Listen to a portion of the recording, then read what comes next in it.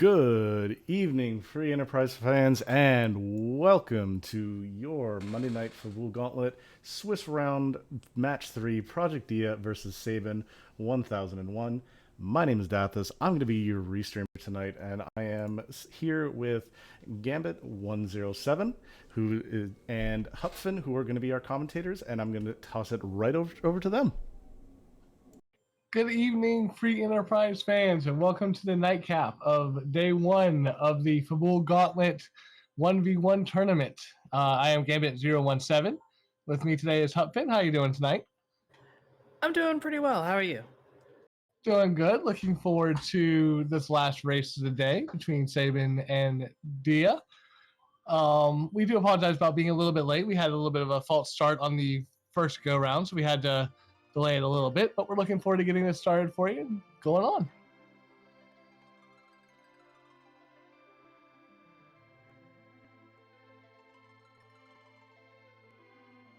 So for anyone not familiar with the way the Fabul Gauntlet is going to work, we're going to have 5 random objectives.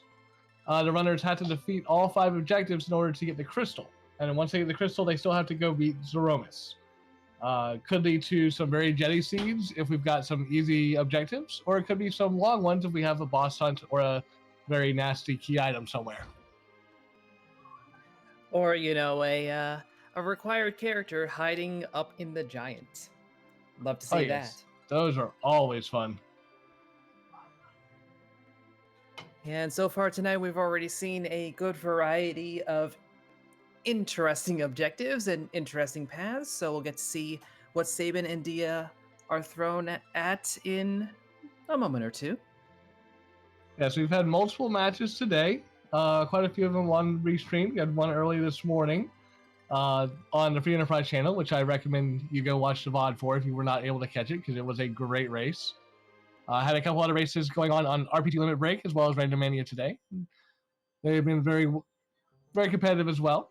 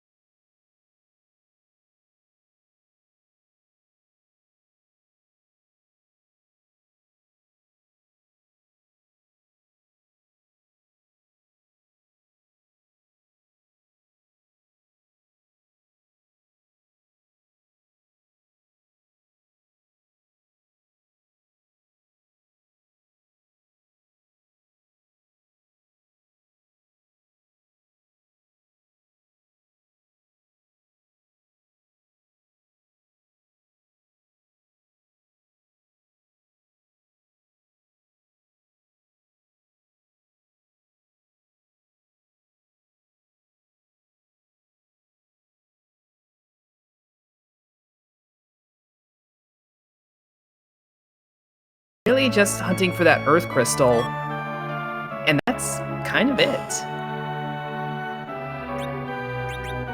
It looks like we're not really showing too much of a divergence here, going right into Baron with both characters. Look like a DKC behind Valvalis at the Baron Inn. Yeah, that one might be a little bit before we go bother.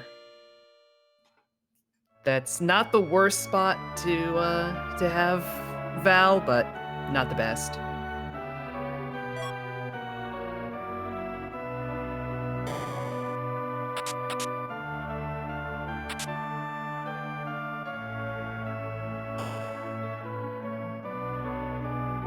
It looks like we got some decent gear from the treasure chest there in Baron. Nothing too fancy though. Yeah, some stuff to hold on to, but that's about it. And I think the most notable thing I saw was a Dragoon armor, which would be great if we could find a Cecil, get a Paladin, a Kane, or a Cid, but for right now, not very helpful.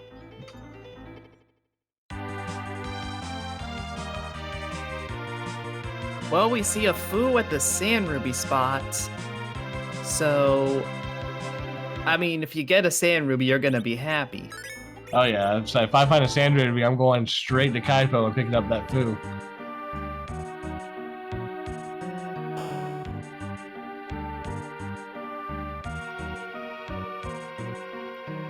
And Sabin's heading straight over to hit this little loot up. Pretty, it feels like a pretty normal path for everybody so far. It's the sort of thing that happens when you start with the pass. You don't have a guidance based on your first key item. I'm noticing they're finding a lot of good weaponry and armor for our bruisers, but unfortunately we don't have those bruisers yet, so a lot of stuff just going to be clogging up the inventory.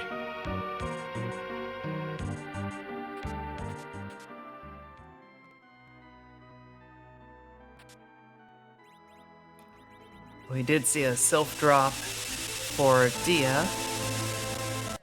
We know we have Rydia, so we know that could be valuable, unless Rydia shows up extremely late and we just don't want to bother taking her. Yeah, if the runners are lucky, we'll find Rydia up on Hobbs and just go ahead and get that out of the way, but for us, viewing-wise, we're hoping she's somewhere nasty, kind of like Giant or behind Package. Mm-hmm.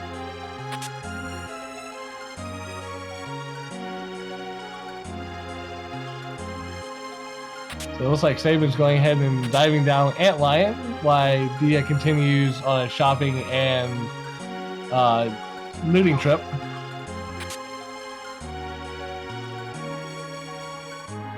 Yeah, not very much interesting stuff over in the pub. Just getting rid of that sylph. But I mean, you could go unlock the pass door right now and technically finish that objective, even though it's a bit premature to go in. So he's selling the sales, picking up 10 vampires. Vampires are a J item that, especially with this team, could be very, very useful in taking out some of the early bosses.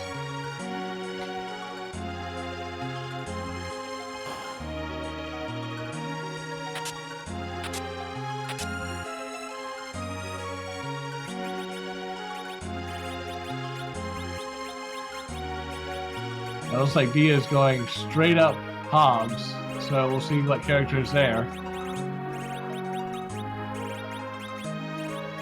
Yeah, I mean, with this flag set, we do have the full roster, so, yep, there's Yang. Or Tang, I suppose. That's going to be a vanilla Yang, so, you know, gotta give the mandatory, is this even randomized? I feel like vanilla Tang would be terrible, though. Like the drink. Oh yeah, that would probably Yeah. not be very nice to drink. But that Rubicon fight is no sweat up here.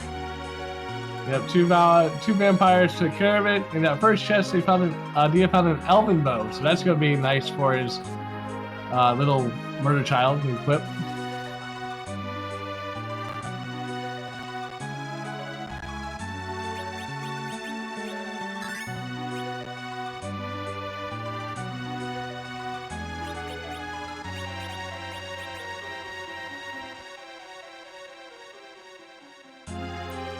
Yeah, Diaz, following the route that I'm personally a fan of, is going up and doing Hobbs first and then coming and taking care of Antlion. The Antlion boss slot is usually not scary, but it's nice to have that third character just for safety and to give him a little bit of XP as well. That's usually the same play I make, but to each their own. And Sabin's about to give us our first look at the boss, and it is a Lunar Sparkle. And it is a Pale Dim. Some would say the Pale Dim's the easiest of the moon bosses, but you don't want to use magic on it for that exact reason. Yeah, it's not. That's not the best strat, and going into it without a physical damage dealer does make it a little scarier.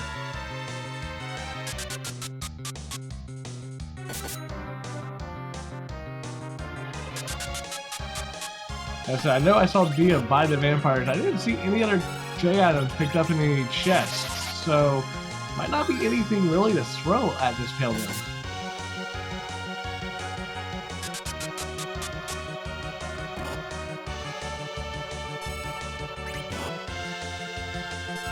Yeah, I kind of suspect for Dia, her best option is to just throw fists. Well, Dia's gonna just 2 vampires and pale them away. Sabin's That the works one too. having to go crazy with stabs.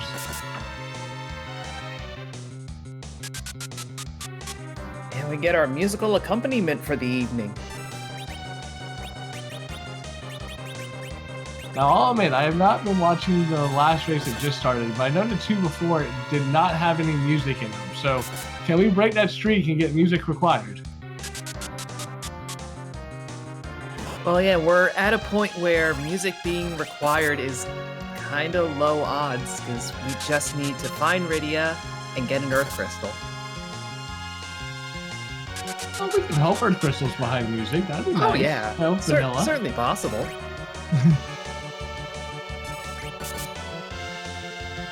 Or, you know, Cape Magnus is the start of our long and winding moon chain. That's always possible. That Fabul shop, though, looks like it is loaded. I think I saw Life's, Cabin, Succubus, Exits, Starbales. Yeah, you're not leaving there with much money. And heck, I think after defending Fabul, I go loot and sell everything just to buy more stuff. Yeah.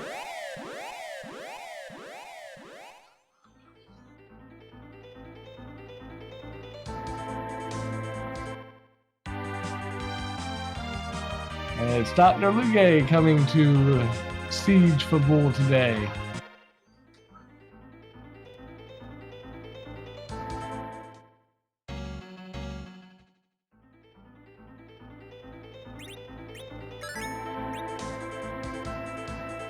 There's kind of a odd spot to see him in because unfortunately you're not going to get full HP from this spot since he's split between 2 different phases.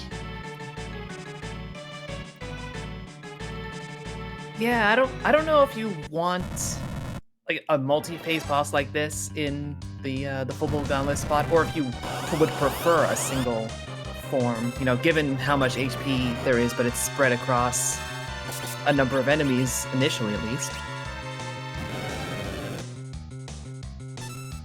It's kind of the elements slot issue. Yeah, I tend to like my multi-phase boss fights somewhere with no XP, such as the Crystal Room and Up Ordeals or Kingpin Ebelon, somewhere where it's not going to matter if it's split up.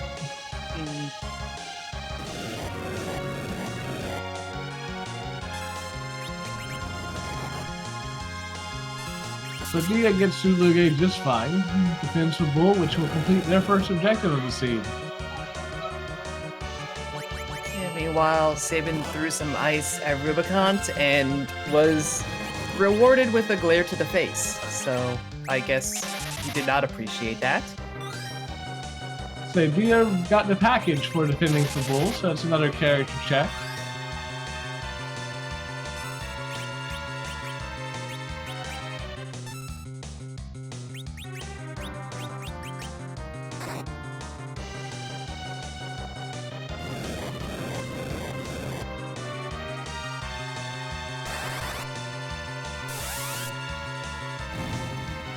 And Rubicante is just not liking the party on Sabin's screen, but he does get through it.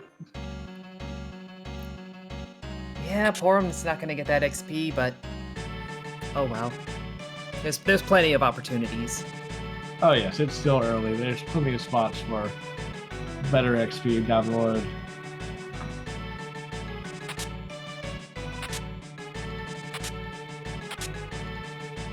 So Dia is selling everything they got down and looting Fabul and now stocking up at the shop.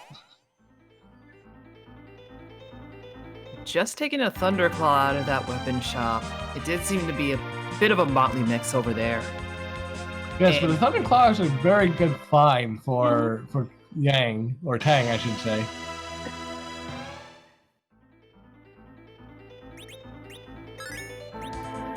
Yeah, if you're willing to spare the inventory space and, really know the game and all of that good stuff, using like the elemental options, you can make them considerably stronger against certain bosses.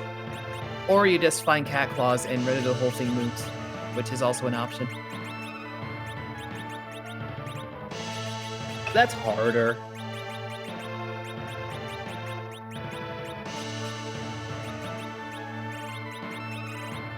So Dia showing us our first glimpse of ordeals, and we have the turtle in the first spot. Well, hey, nice to have the Thunderclaw, I guess. Very true. Once the Kanazo gets that wave up, that Thunderclaw will be doing double damage there.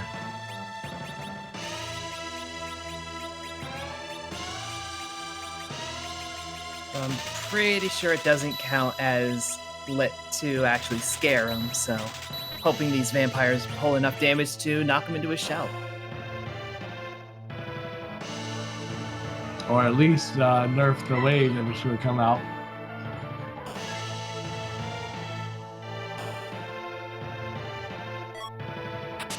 Yeah, that's a pretty weak wave. I think Dia's okay. Yeah, Dia's gonna get through this pretty much no problem.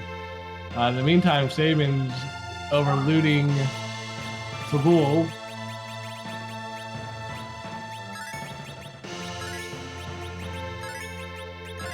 So it looks like they did a lot of shopping before going up to actually defend Fabul.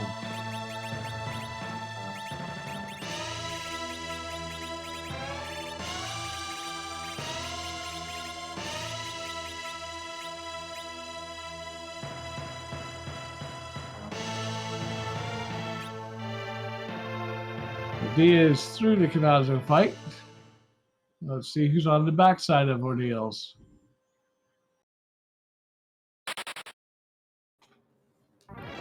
Yeah, she's just going straight to the dolls.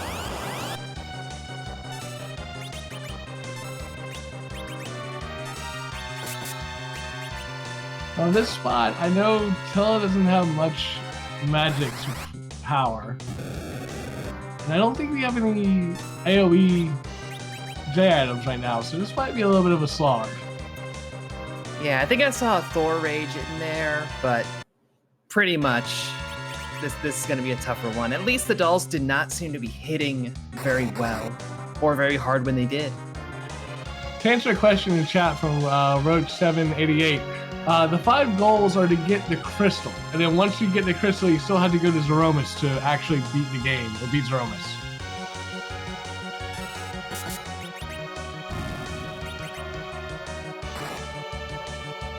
And of course, those objectives can be done in any order, so it's just whatever's immediately available, whatever's convenient.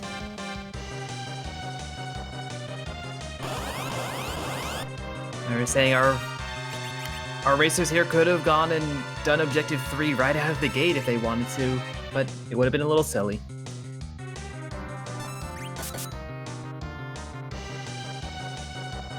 Yeah, I'm pretty sure both our brothers will wait till the very last thing to do Objective 3 and get the crystal as they're walking to the shortcut. And yes, goals are randomized each seed. Each have different goals. Some might overlap, some might not. But each seed has different goals. Some might be easier, some might be harder. Yeah, we've been seeing a few seeds today that required the vanilla Masamune altar. This setup just doesn't have us going to the... We might have a moonless seed with this setup. It is entirely possible.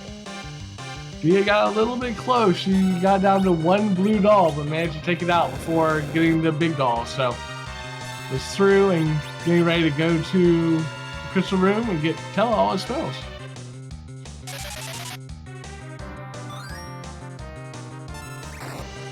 And Time to answer your question in chat, the 1 through 5, those are the objective trackers. We have a new tracker for the Fabul Gauntlet, giving us to know which objectives have been done.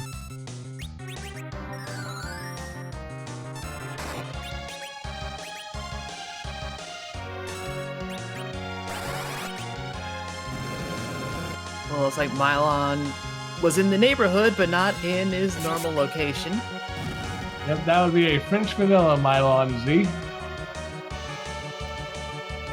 Should be a perfectly manageable fight regardless. And I'll admit, I was looking at chat and missed what the key item was. Did you see it, Hopping? I did not.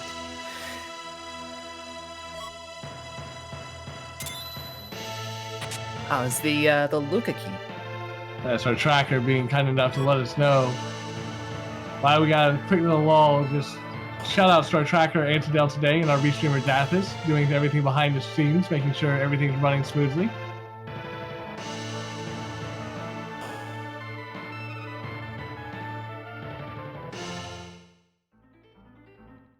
In the meantime, Sabin has gotten through the Fabul Gauntlet and is on their way out. Dia has completed the Mylon Z fight, and they'll be on their way down the mountain.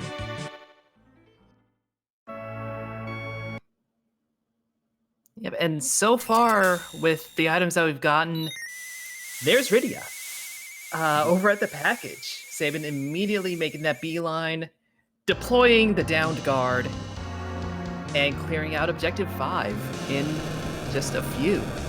That is good knowledge, and if Dia doesn't check the package, she might miss that. Forget about it until towards the end of the seed.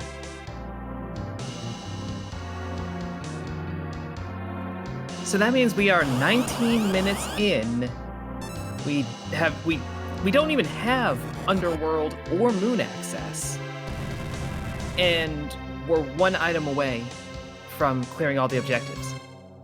Just one item. So I dare say, could we even have a jet seed on our hands at this point?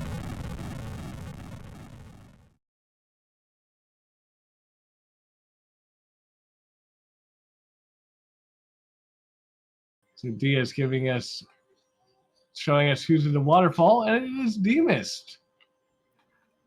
You know, that is actually very good news. I'm assuming she's over here for the levels, because it's not an objective, but this is how you get one of the key items, since we have free key item off. Well, I know Dia's playstyle, she usually checks both the Mist Cave and the waterfall just for Demist. So it probably was just a quick check to see what was here and just happened to come across it.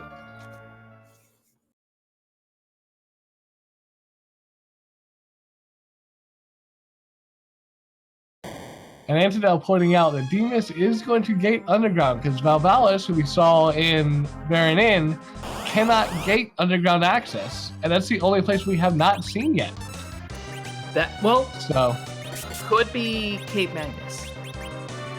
Good point. It could be behind Twin Heart. But yeah, at this point, that's a fair chance that what Dia just did is actually required. So meanwhile, Sabin running into Ashura, coming after the Kaipo bed.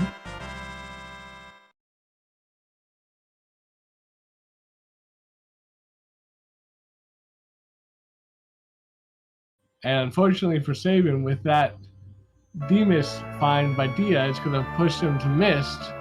And once they realize they have the package, they might go ahead and check it. Oh, wow. Demist is required. That is the Earth Crystal. We're going to have go mode before they get underground. I've never seen a moonless seed, but, you know, that's perfectly plausible. I've never seen an undergroundless seed. Now, if someone finds sirens on the overworld, we could quite legitimately just do a Lilith grind and go straight to Z.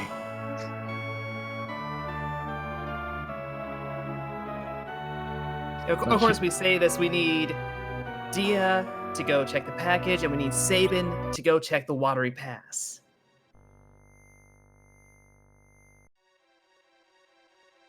Yeah, and chat's pointing out, Dia did not check the package, so she does not know that that's where Rydia is. But she is being the people's champ and checking Twin Harp. So we are getting, as far as I know, the first music of the day for the Fabul Gauntlet.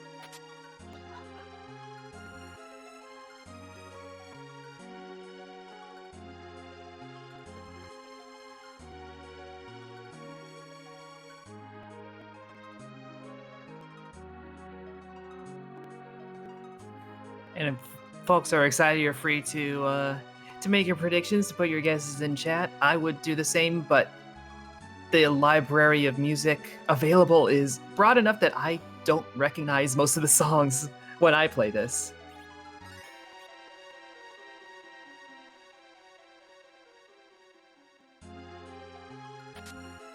Yes, definitely get your Freen Harps out in chat if you have them. Put in your guesses and let's see what the music's going to be.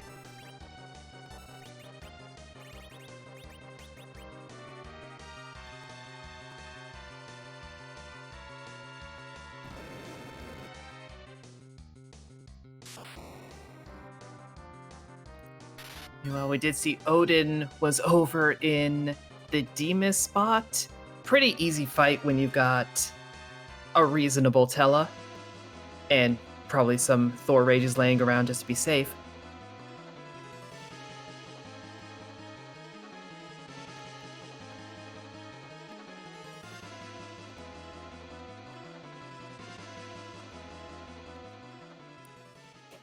But it's time for Name That Tune.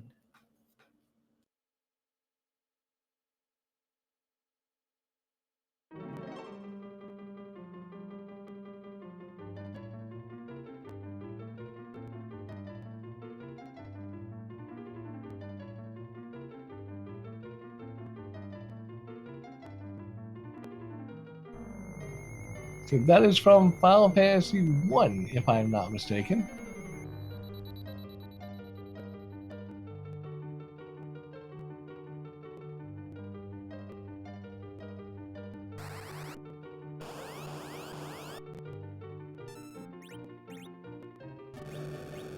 And is this even randomized? Dark Elf. At Dark Elf.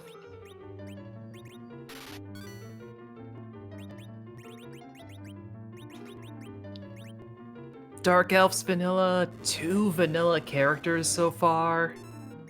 What a seed.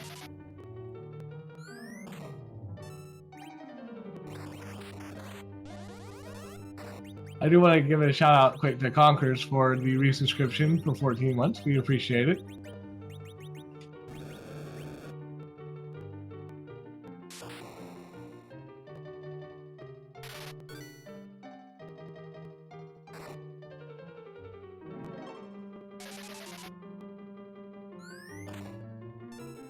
So the only bad thing about having Dark Elf here is once we get to the me change part, the music's going to change. Yeah, that is true.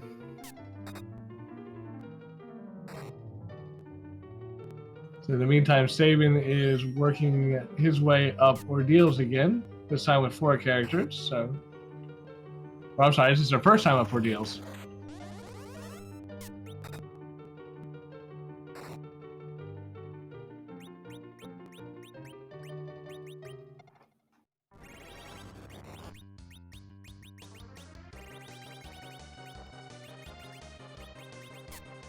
Yeah, might as well take the same approach as he did with Odin. Just throw all the lightning you've got at it. Now, Rydia's a few levels higher, still a bit fragile. She is just a child right now.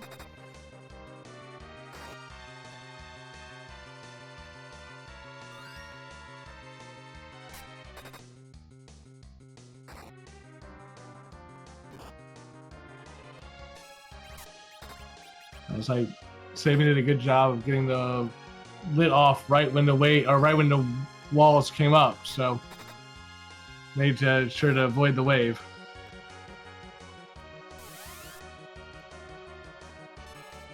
Yeah, even working around Tella's cast time on Lit 1, which is not huge, but it exists. Dia gets through the Dark Elf, so let's see if there's any value here in Cave Magnus.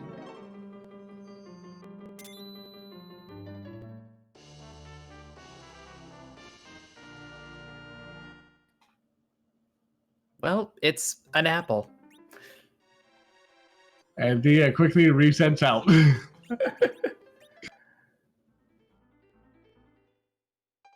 So I will thank them for double checking the song just to confirm that it was the battle music from Final Fantasy 1.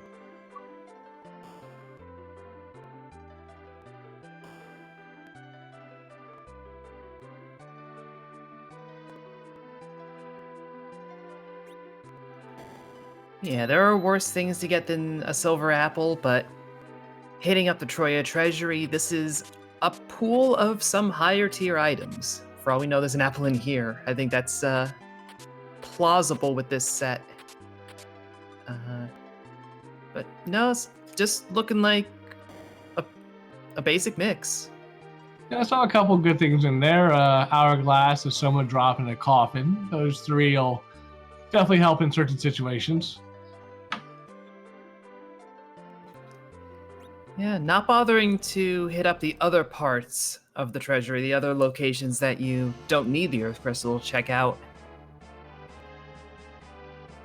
I think there's 11 other items down those other stairways. There are 9, I believe. There's 8 in the one room and then only 1 in the center room. Oh, yes, there's only one.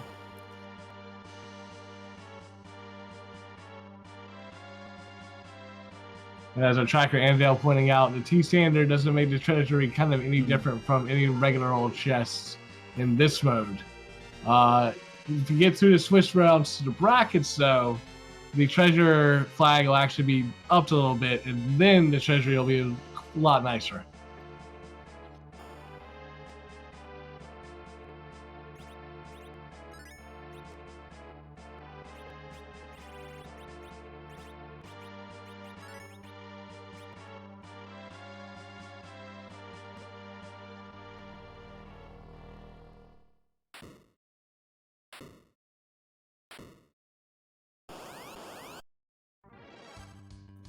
So Dia finding Octomam in the Maga Sister spot. Yep, while Sabin takes on the dolls over on Mount Ordeals.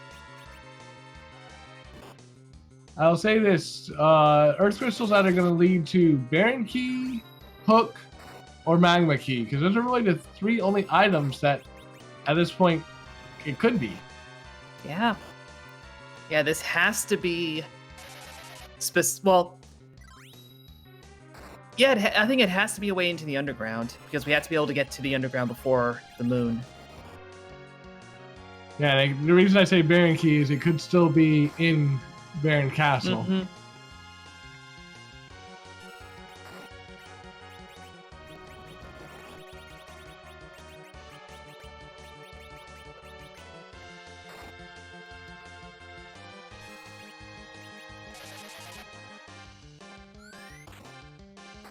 And Sabin having a hard time, unfortunately, getting the Calbrenna doll.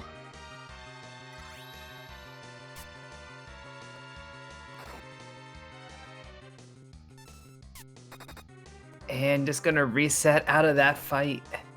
Start it on over. Yeah, that fight with this party, you kind of have to pick off one doll at a time until you're left with 1 blue, 1 red, and then go for it quick.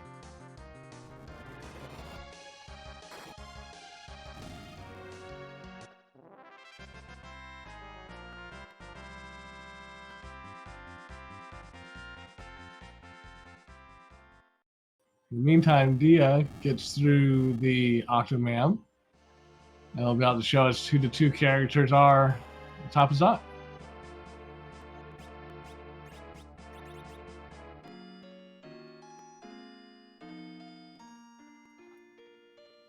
Yeah, but I believe it'd be perfectly possible for Rydia to be up here as well. Yes, with these flags and the fact that there's a character in the giant, there's one duplicate somewhere out in the world, and we don't know who that is.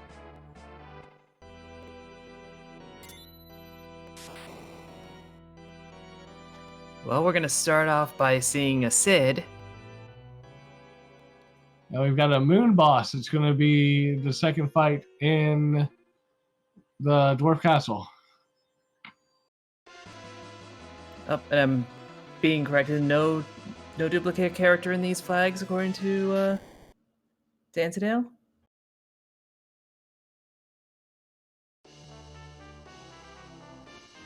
Or I think or Angela not. was answering Okay. PK's question about if they checked the summon on Hobbs, and yes, no one has checked it.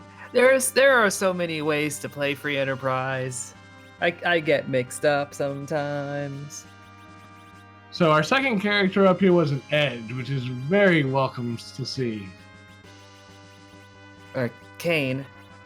Oh, Or it wasn't Kane. Quane. Sorry, I thought it was an Edge. My fault. Still good to find, especially with the loot that Dia's been gathering. She can hit him up pretty fast. And then, of course, Sid is Sid. Yeah, this is shaping up to be a very bruiser-heavy Z fight.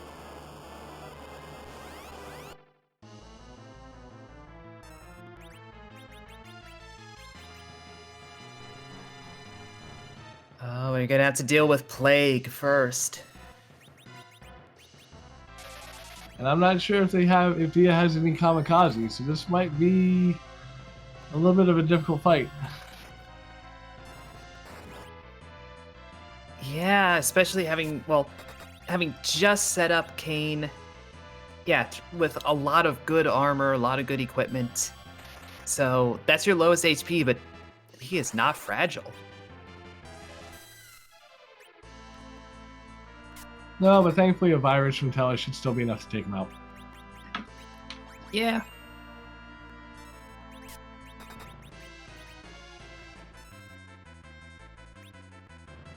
And Sabin is back in the Dolls fight after taking a couple of random encounters on ordeals.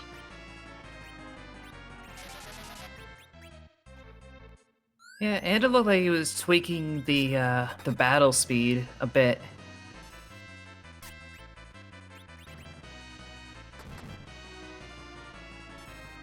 So while our runners are both in some sloggy battles here, it's a good time to remind you this is the first day of the first week of the Swiss rounds of the Fabul Gauntlet. Fabul Gauntlet is going to be 5 weeks of Swiss rounds where we one-on-ones, and the top 32, I believe, will go on to the bracket rounds. We're going to be one-on-one.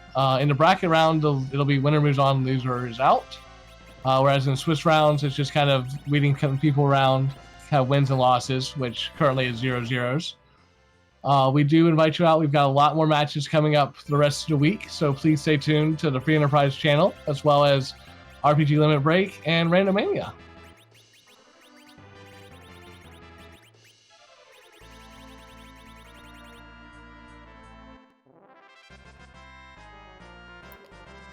And with that, Dia has taken care of Plague.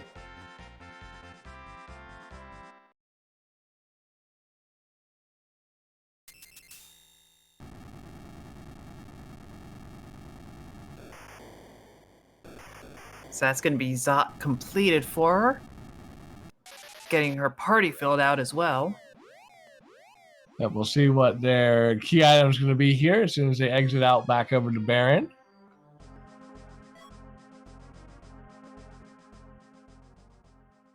It's the Magma Key. I was hoping for a hook seed.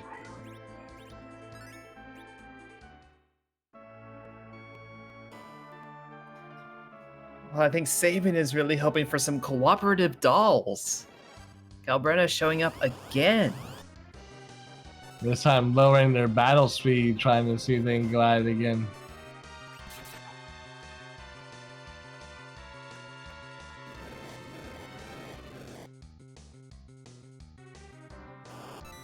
Yeah, with Kane in hand, Dia is heading over to take on Valveless. You can always have Kane jump on jump on her and get her out of this tornado state. Yeah, thankfully in the first spot here, it's not that much HP, so it shouldn't be too hard to take her out.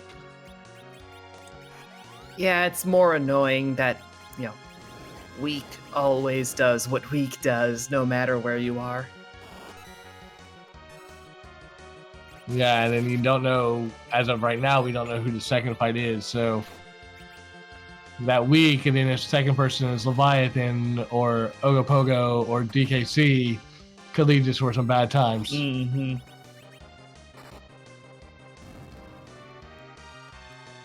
Or even, a second Vanilla Young. That would be a thing. But no, it's the other Mylon. Mylon and friends.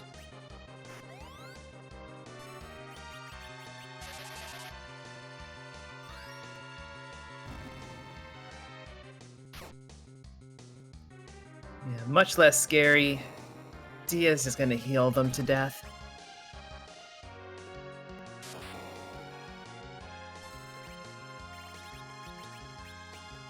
Yeah, this spot isn't bad. Those lit ones aren't going to do too much damage.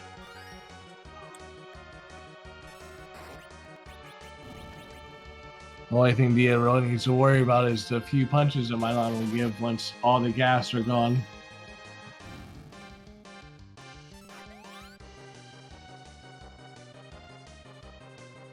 Yeah, so I guess we got two fights going on right now about managing when you killed various targets. Although on Sabin's side, it's a little more critical, I would say.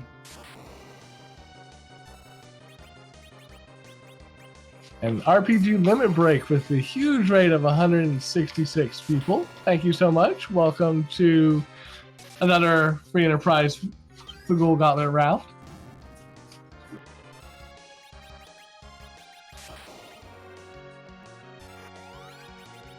Yep, RPG Limit Break, one of the several channels that will be hosting various matches throughout these Swiss rounds.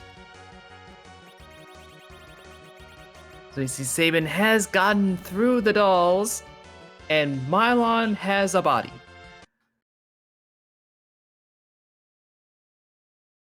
That's still one of my favorite sayings of any of the bosses in this game. And Dia has a Saiyan Ruby and a Cecil. And remember who was in the bed? It's a Moon Man.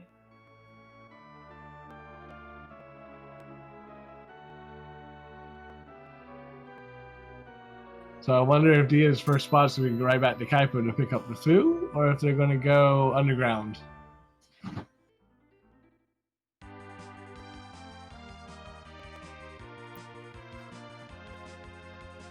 I don't know. I feel like I would probably pick up Fu. Get rid of Tella. He's done his work. Godspeed.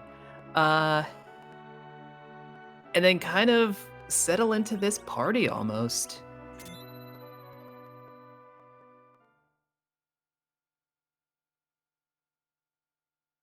And the next question becomes, once we go underground, check the shops. Are we looking for sirens, or are we looking for ethers and thinking about doing a D machine?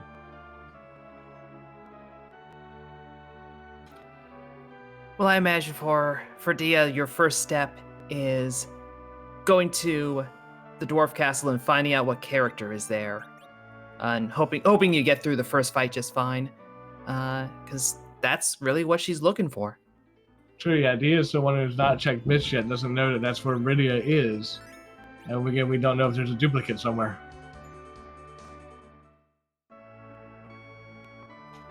Oh, but I think she's going right now. Yep, I feel like she heard me somehow. Yeah. I mean, that's convenient, reasonable timing. You're in the neighborhood. You know you have this package, might as well peek it, see if it's a useful character. Turns out it is. Now the question becomes, is Dia going to keep Iridia as an agility anchor, or just go ahead and get rid of her? I've seen Dia doing a whole lot of interesting strats for the Zeromus fight across the Monday and Friday community races, I wouldn't be surprised to see Porum or Yang dropped for this Rydia as an agility anchor.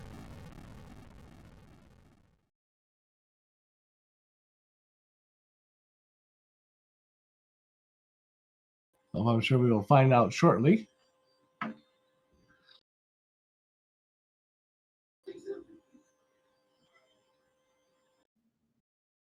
Meanwhile, it looks like Sabin's going around doing some shopping, trying to find some more items to help him out.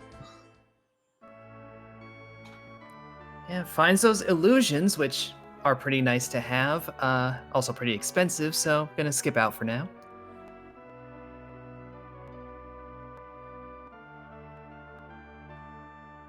And if the thing with Dia going ahead and doing package, finding the Rydia there, she's in go mode, or at least no mode at this point, because the only other thing she's got left is the pass door, which we already have the pass. So Yeah, at this point, every move that Dia makes is voluntary, optional. It's how do you prepare for the Zeromus fight?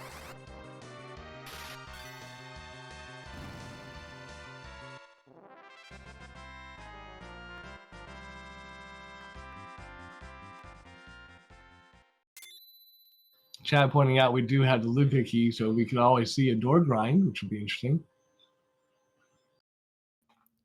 Yeah, it's a very accessible option right now.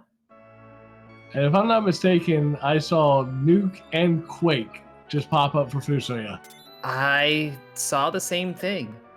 So either we're both hallucinating or Dia's in good shape.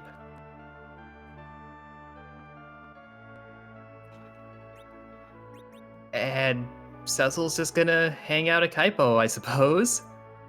I did not see that one coming.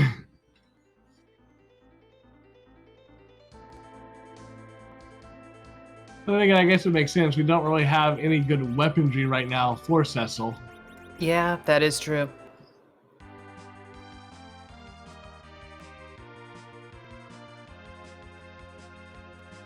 At this point, if I'm Dia, I think I go underground, I check the Fame Arch and see if it's darkness. And if it is darkness, Fu's got weak, I'd go immediately D-Machine so I can get this C wrapped up. Yeah, I think even with the list of steps involved there, that would be a really quick grind compared to a lot of your other options. At this point, we only have 6 key items, so finding a darkness quickly, there's really not going to be any reason to try to hunt for 3 more to try to get a double XP. Just might as well go for it and have fun. Yeah, that's way too many to try to find.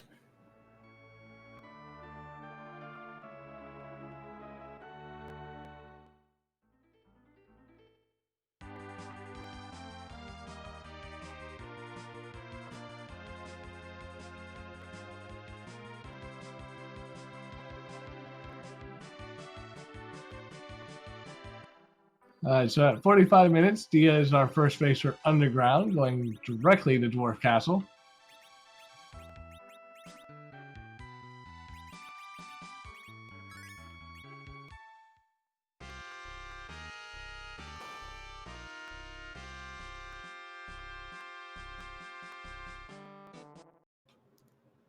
Now, I mean, for one, this is levels. It's CPU. Not a very hard fight here. Maybe a little tedious at worst. And it is a character slot. Like I was saying, I've seen Dia doing interesting Zeromus strats, including using Edward as not an agility anchor, but as like an anchor to her strategy. So we might see more party shuffling even at this point.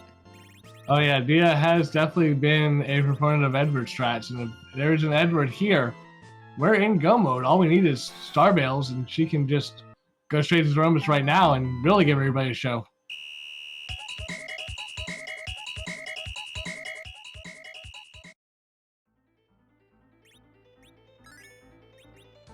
And meanwhile, Sabin heading down to give us our encore of music for the seed.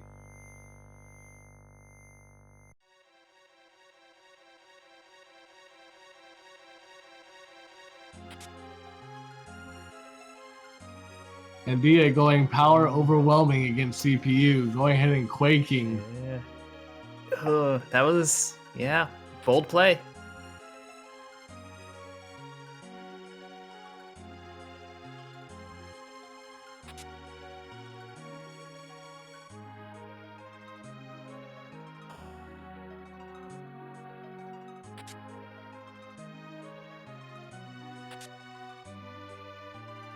Hey, bold play pays off as CPU is down. Only Rydia and Tang on the ground. Yeah, one of those definitely intentional, the other one, so it goes.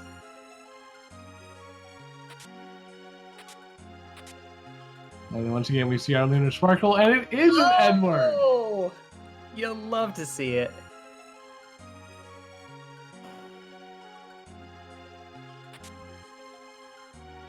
Well, that's not who you want to see right here, Ogopogo. Especially with everybody at less than half health. Edward might be the sole survivor here. No, Fu looks like the only knockout of the team, and Edward's able to bring him right back. But yeah, this is gonna be a tight one.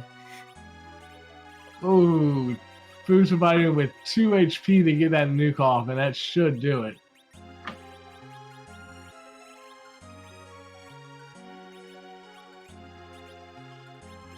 So now the question comes, does Dia do a grind, or does Dia head straight for Edward strats? I feel like we're gonna see Edward strats. What do you guys think, chat?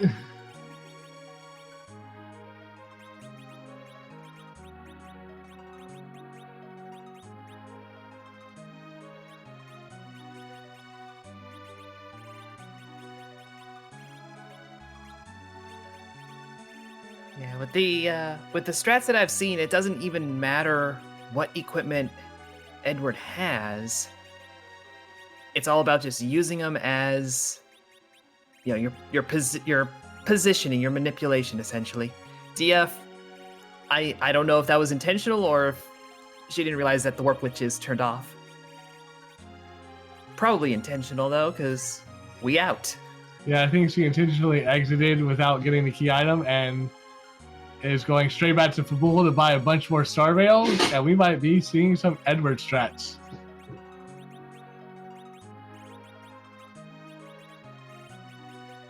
So if you in chat have never seen the Edward strats against Zeromus, buckle up, because this is going to be a fun ride.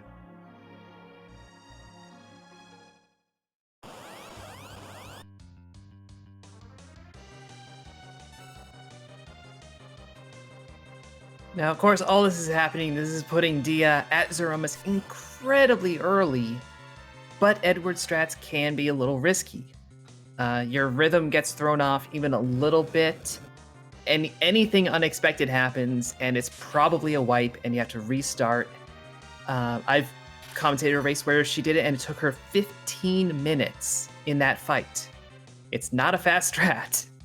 I remember the first time I ever saw Edward strats when Kirchen originally debuted them.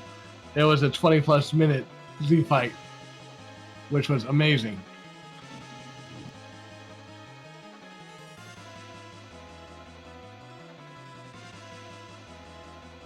And ladies and gentlemen, Dia is in fact going for it. About to open the pass door, complete the last objective, get the crystal, and here we go. So it is time already at 51 minutes to wonder, whose butt are we kicking tonight?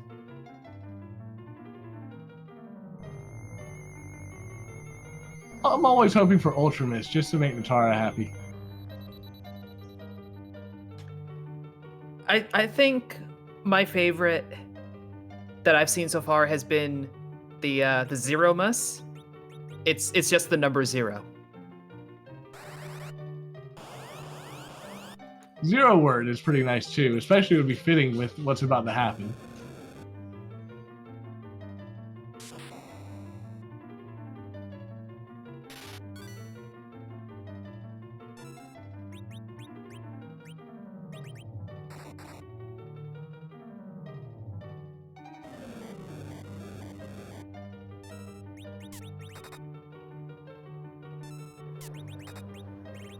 This Dark Elf music, this is the FF1 battle theme.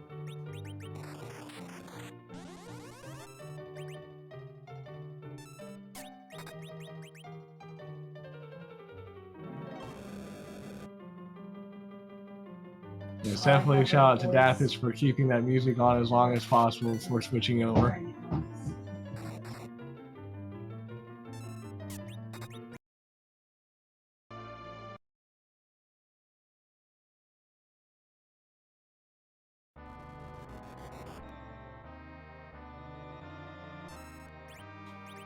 That's a big one. I don't blame everyone for running away. That's scary. I have never seen this right.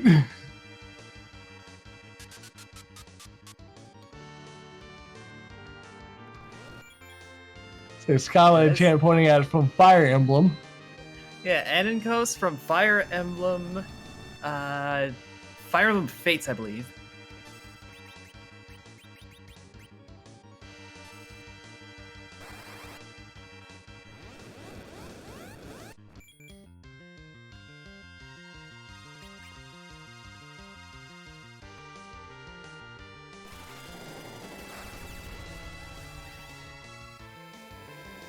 Yeah, what we're seeing right now is the core of the Edward strats, making sure that he is hiding when the Big Bang goes off, so it doesn't matter if you nerfed it or not, he is taking no damage. And then he can come back in, revive, put up Star Veils as warranted, before you do it all again. Yeah, but definitely getting a couple extra nukes off with Fu. Was kind of hoping for the reflect back, but unfortunately targeted Kane. Yeah, fortunately, Kane is immaterial to this strategy.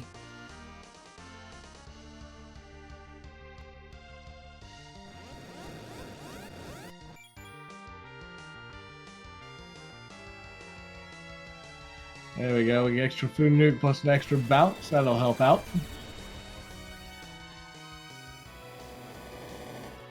I'll be honest, the 1560 on that bounced nuke, a lot less than I expected.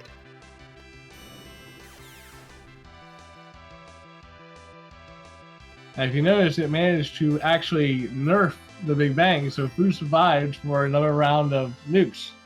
Yeah.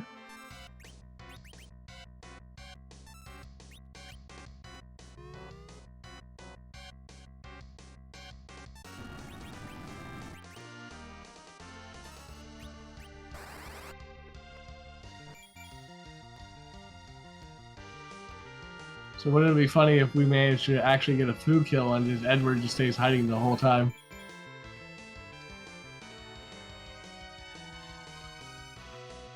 I guess in a way that is on brand.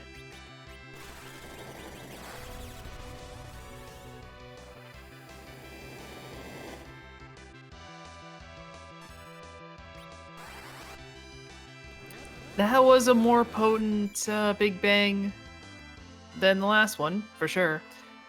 Fu still hanging on, but down to Edward levels of health. It still has more HP than Edward, so there's that. Edward-ish levels of health. By the way, thank you so much, Randomania, with the raid of 24. Welcome to Edward Strats 101.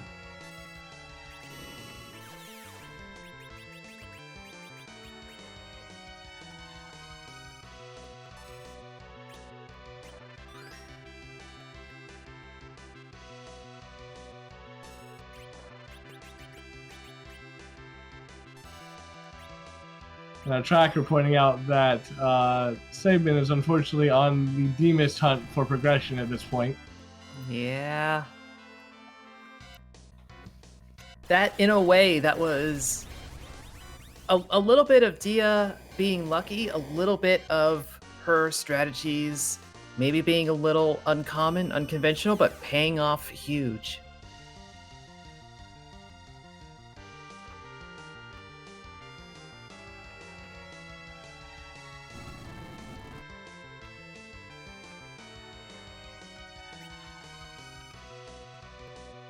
But Sabin is also lacking in the cane to really smooth off the Val fight.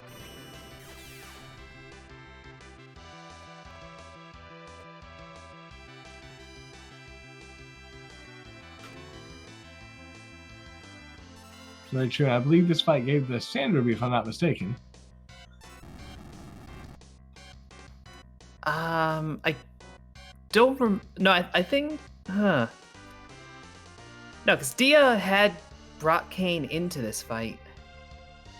But Sand Ruby was, yeah, I honestly don't remember. It's only been an hour, but so much has happened, and we've never been to the moon. We barely got underground. We only place we saw underground was Dwarf Castle. Yeah, really the only key item we found down there was Edward. Yeah, because we actually never picked up the key item from Luca. Yeah. If we're to be technical.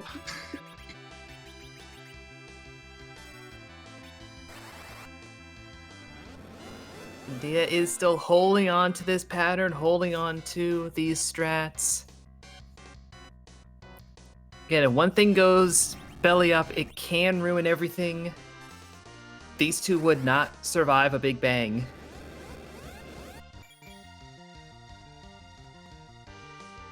Now, I didn't see a virus come out, so definitely still on phase 1, so definitely still on track.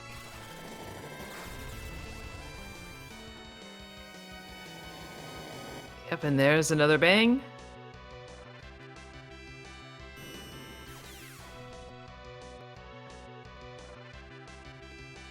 And the black hole again. You want Edward to be out when Zeromus does that. It's just safer. I think Dia is kind of letting him roll around again, get another big bang off, and then get back into the black hole and virus stage. Yeah, someone mentioned in chat, this is like playing a rhythm game. You gotta have your timing figured out.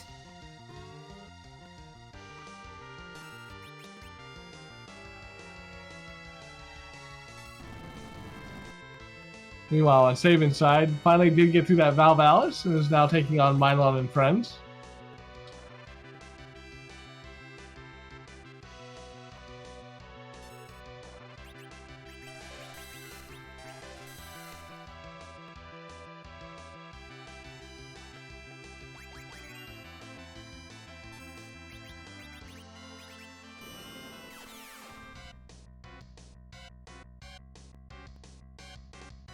The only question I really have left for Dia is are we going to see an actual kill via nuke, or are we going to see HP run out on Zeromus? I imagine it'll be a nuke, but it's hilarious when its HP ran out. That's one of my favorite ways to watch Z die, and it's very, very rare and very hard to do. Nope, and there we go. Wow. So yeah, putting on a clinic of Edward strats, taking down Zeromus in just over an hour. Yep, an official time of 1 hour and 45 seconds. That is impressive. Now, GG's, let's see if we can get Dia in here for an interview.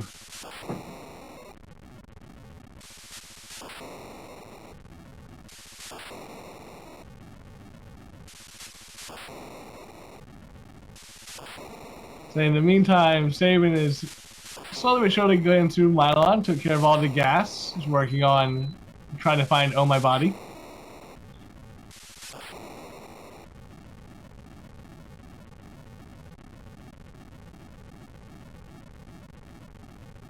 And we are now joined by Dia. GG's on your win, and just over an hour. Congratulations. Thank you. So I want to, first of all, I want to point out that there is a moon in this game. We didn't see it, but it exists. I also want to ask how you felt seeing Edward at the Dwarf Castle. I was hoping for Edward. That's the reason I took Viridia there, was because I wanted her base level for her low Agi. I was hoping Eddie was at Zot, so I would just be able to do it that way, but Dwarf Castle works. Yeah, we were talking about what type of grind we were going to use, and I made the mention of, unless we find an Edward Dwarf Castle, and look who showed up. I was actually hoping to never go underground as well, but I figured I have to do 2 bosses to get food to max level, so I may as well do the 2 Dwarf Castle bosses in case Edward shows up there. Otherwise, I was gonna try solo food strats. Yeah, I mean that was. I was saying that was the only key item we found underground. Basically, that was the extent of it. It's an amazing seed, an amazing set of objectives. They were able to do it basically all in the overworld. Yeah. And your play to the waterfall to hit D-Mist wound up paying off extremely well as well. Do you always do that move, that check? No, I only did that check because the only thing left that could hold underground progression was Horror or D-Mist. So I figured because Val's at Fernan, so it can't be there. Mm-hmm. So I figured I may as well stop by, check Waterfall and D-Mist Cave before I head over to the Horror. And it just so happened to be at Waterfall first. And in the Waterfall, D-Mist giving you that Earth Crystal, which was needed to open the treasury, just being absolutely perfect for this seed. Yeah. I forgot I picked up package. So I think it was during the Zot boss fight. You see me just go into the item menu. You're just trying to figure out what's the 4th key item again. Luckily, I saw the package and did it. Yeah, and did it at a reasonable time with that sand ruby. It looked like it was routed pretty naturally. Yeah. Just everything kind of came together this seed. Well, again, congratulations on the win. Do you have any final thoughts on the seed, or any thoughts about the Swiss rounds going forward? Can I get some more Eddie seeds? Well, I don't know what we can do about that, but we'll see. I know Simba's not this tournament, so it's my advantage right now. But yeah, just overall, this was, I think, the quickest one of these seeds I've done, so I'm not expecting anything like this in the upcoming rounds. Hopefully we'll actually see a moon. Well, again, we appreciated the run, especially appreciated seeing the Edward strats for Zeromus, and GG's once again. Good luck with the rest of the Swiss rounds. All right, thank you. Bye.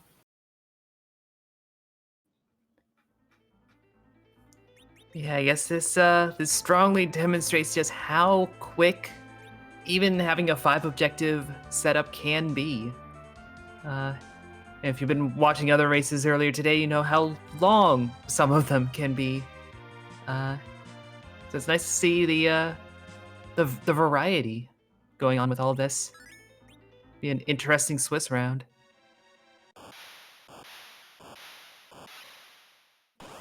So it looks like Sabin's finally figuring out where they have not checked, finding the D-Mist in the waterfall, about to get their Earth Crystal onto their Magma Key. Yeah, Sabin might actually do a surface-only seed. Depends how he wants to grind from here. Because this Earth Crystal will be go for him. And from there, it's just, how do you beef up your party? How do you prepare? He's got a Cecil with a light sword. It's pretty good equipment to be throwing on him.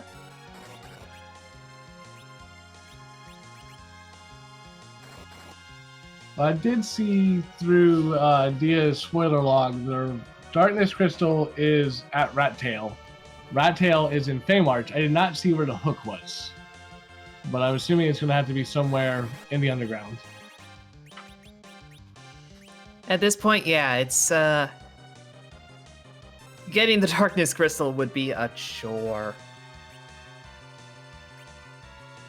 And I think from what I saw, only the pink tail was actually on the moon. Spoon was at Odin behind DKC. Pan was on the moon. Pan was at Ogopogo. Ah. Yeah, just fetch quests.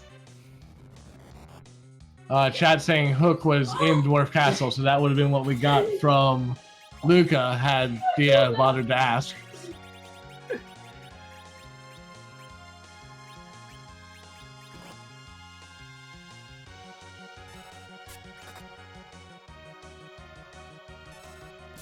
Answered Dishu Moo 619's question. The pass was our starting item.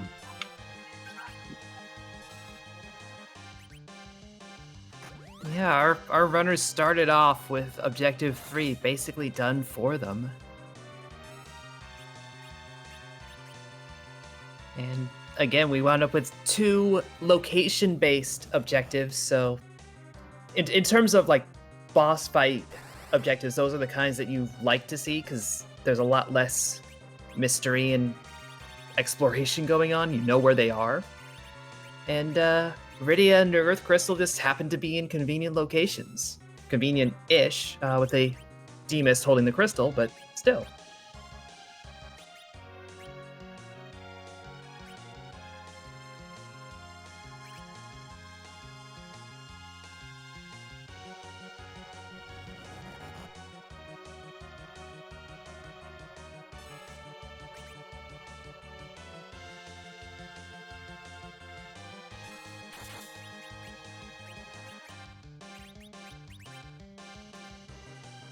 And the real question is if Sabin is able to do Edward Strass as well, or if we're going to see a more traditional grind, and if so, where do you go?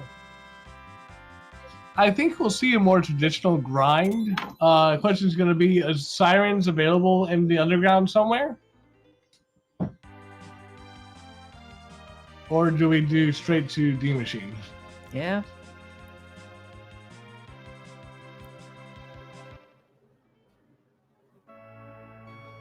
Oh, there's plenty of spots to check underground. We checked literally none of them, so. Yeah, there's still the bosses at the Fame Arch that give decent XP, top of tower. All I gotta do is find something like Dark Imps or Kaipo Guards, one of those places where you can life glitch and pick up a ton of XP.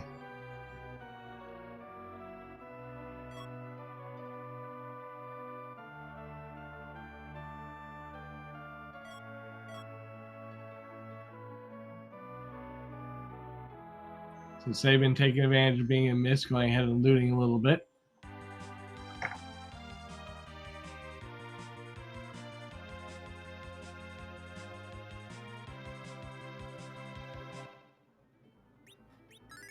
Yeah, yes, they leave a body lying around in Mist. They leave a number of useful items in that town and every town. It's one of the things, if you're doing other kinds of free enterprise runs like Dark Matter Hunt, for example, you start to learn all of the weird random item locations that are in this game that don't come up most of the time, but there is treasure. I mean, that's when you see the Choco Butt get checked in Dark Banner Seeds. Yeah.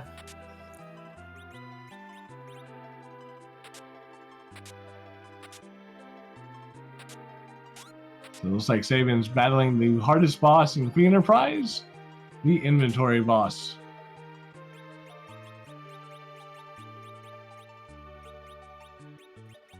We did see a kamikaze in there, though. Wonder if that can come into play with Zeromus.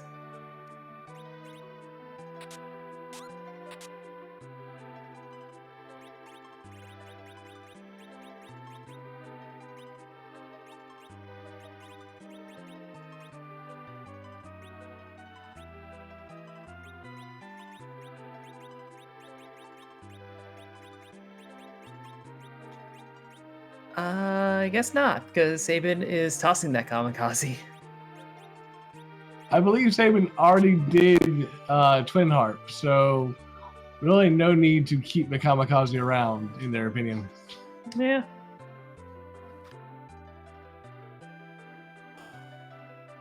So I will admit, one of my favorite Easter eggs is if you try to kamikaze on Golbez before he said ha ha ha. Yeah, that is one I am not familiar with. But then I'm not familiar with like most of the Easter eggs in this game. When Golbez still has the invincibility bit, if you try to kamikaze on him and you can't damage him, the kamikaze does nothing and you just blow up and keep all your HP.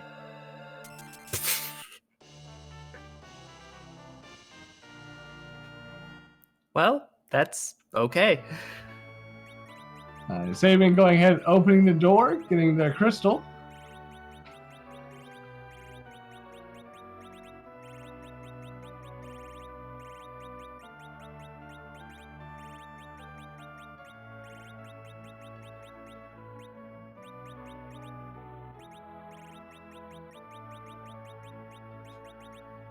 That is one decked out Cecil. A lot of crystal on him. Do great against a physical attacker, not so much against big banks. I mean, yes, there is that problem.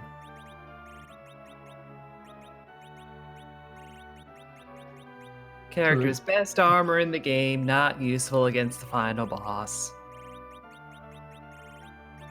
So the question is going to become here, is Sabin planning to go into a low-level battle with Zeromus, or are they just going ahead and getting the crystal to get another key item, trying to help with key items in regards to grinding?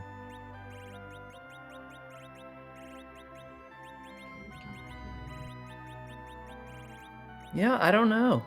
I honestly don't know.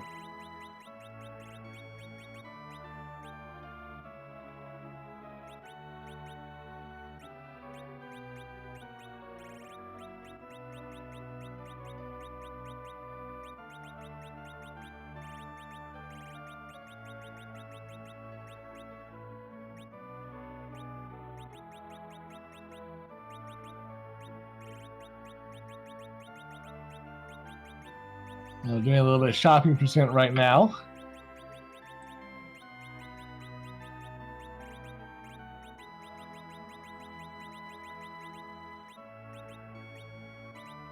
And while we're doing the shopping percent, just a reminder, please give our runners, both Dia and Sabin, a follow.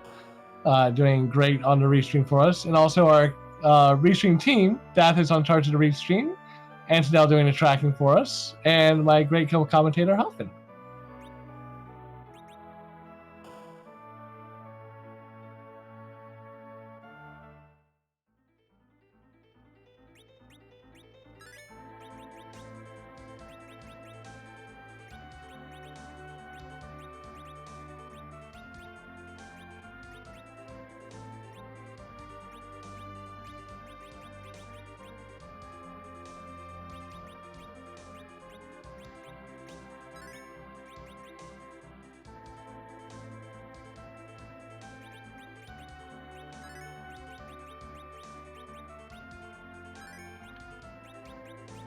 I'm just sitting here very curious what the strategies are going to look like here.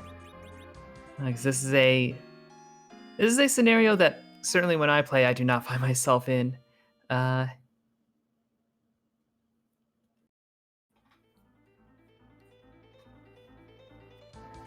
don't know. I guess if you're going to experiment with low-level Zeromus battling, this is as good a time as any.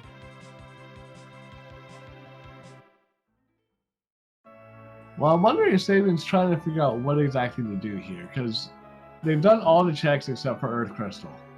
So Earth Crystal has got to be their access somewhere. I wonder if they're still a little bit weary about doing the two bosses up there with this team.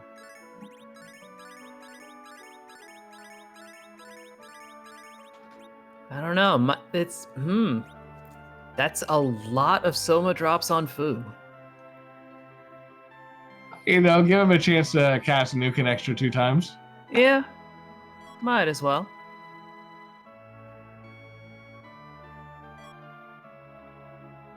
I do want to definitely give Sabin a shout out for keeping going. It's been 15 minutes since Dia finished, and they're not showing any signs of giving in or forfeiting. They definitely want to complete this seed, and that's the kind of heart that's going to get you far in this tournament.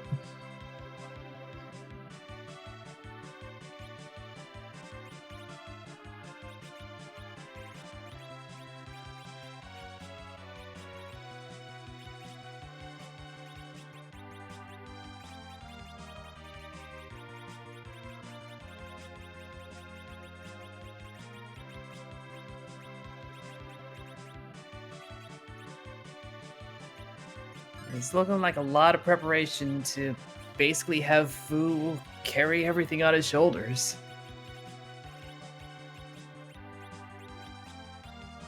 Moving the Star Veils, moving the Crystal up, I would not be surprised if we see him go to Z, and as Tybalt's pointing out in chat, possibly trying to do a solo Fu strat.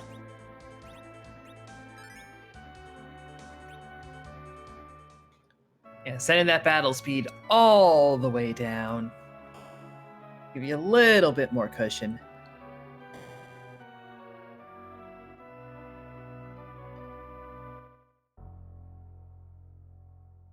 To answer a question in chat from He Who Is Pale, there's not that complicated a system. It's wins and losses, and if we have a tie going to the bracket, there's a strength of schedule that takes into account time difference between. So I'm not quite sure exactly all that. I know the admins have worked hard on getting that tiebreaker system set up, but I know that's how they determine strength of schedule is the difference between times of finish. Yeah, so it's definitely an incentive to finish a seed and not just forfeit.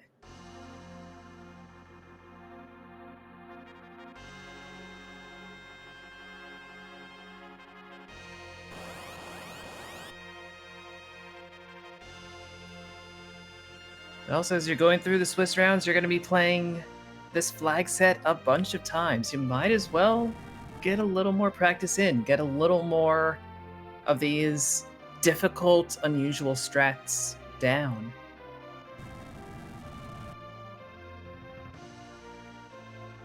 Not to mention the fact you can go into a battle and then end up in a weird situation, have to kind of wing it and create your own strats. I know personally I've had one where I ended up with only Iridia alive and just kept Cure 3ing and basically doing Edward strats with Iridia. Yeah.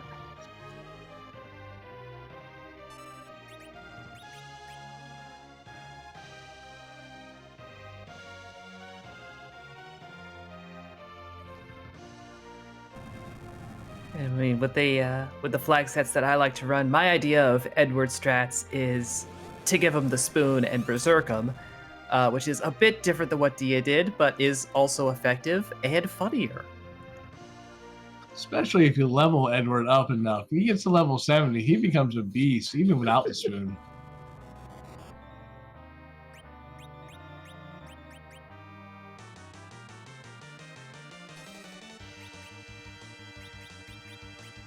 Yeah, Sabin's Zeromus fight is off and running, getting our Fire Emblem Fates representation yet again. Unfortunately, threw the star or the soak up a little bit too early, and it did not hit.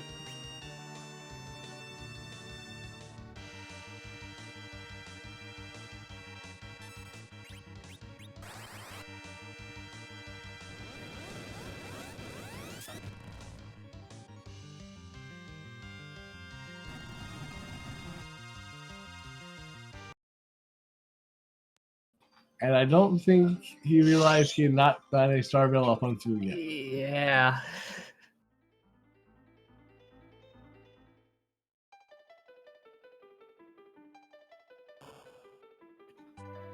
Yeah, kind of doing Zeromus's job for him a little bit. And guess saying, you know what, we're going up Zot. Guess we wanted to give it one good attempt and then just like, okay, let's just continue our progression here.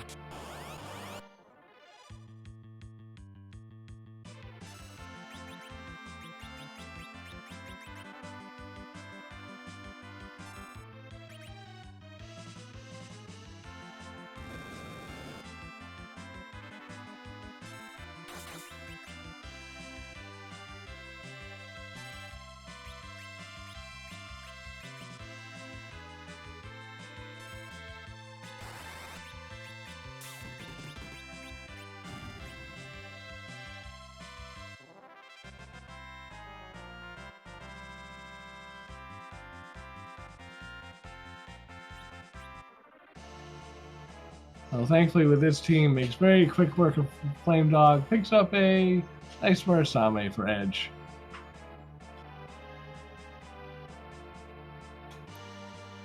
Yeah, that Edge that we never found. We have no idea where he is. Well, this point, he could still be in Baron or Mhm. on the moon or top of Giant. Yeah.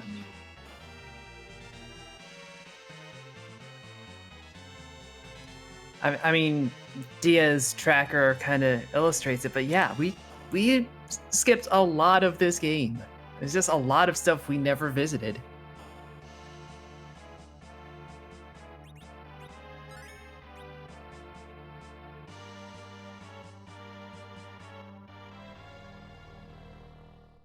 As you can see, the only current key item that Dia had that Sabin doesn't is the Magma Key, which is where Sabin's going to be picking up right now.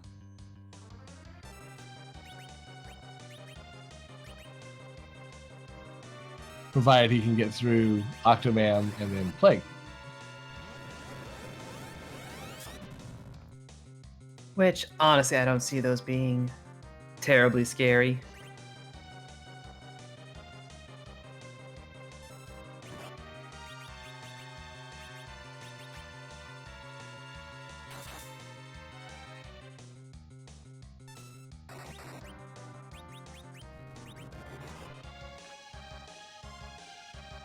I would add, especially with Plague, but I don't actually know how battle speed influences that fight. I tend not to modify the battle speed when I run, so I don't know if that'll help. I'm not 100% sure on it. I know it's not going to really change the way the count works. I know it'll probably give him a lot more chances to make actions during the count.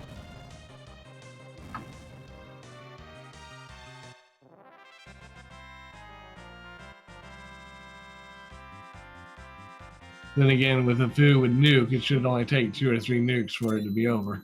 Yeah, it might not be a problem at all.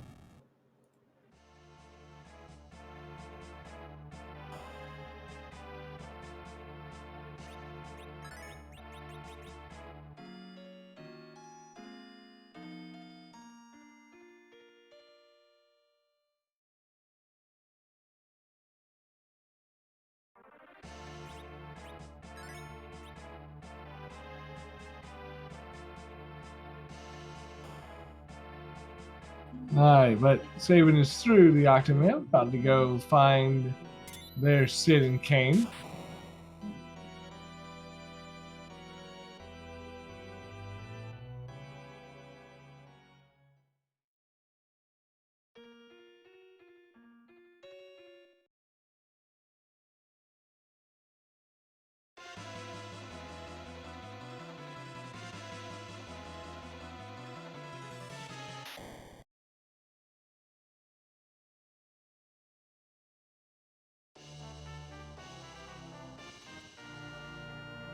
You know, Antidale has a good idea.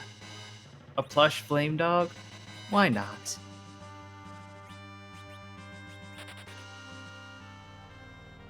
No, I just realized this is technically a French vanilla Kane. Yeah, it is.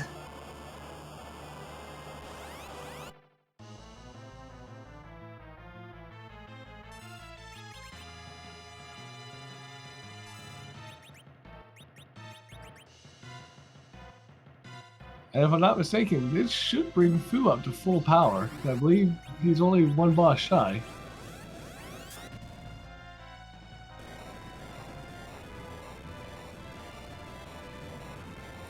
Oh, only one nuke. Well, I know this is in a very high HP spot. Yeah.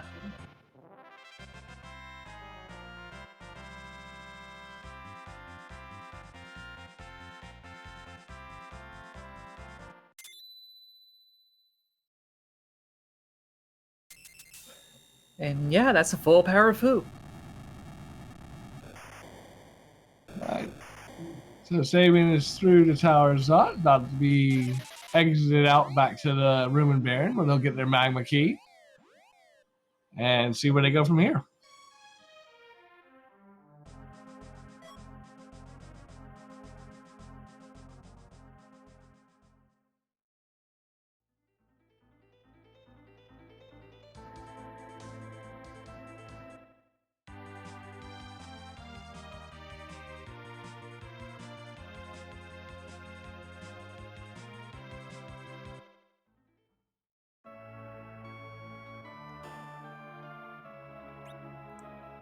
Now, I was thinking, since we saw from Dia's screen where all the key items were, if it weren't for that pass early on and this particular objective set, this could have been an incredibly rude seed.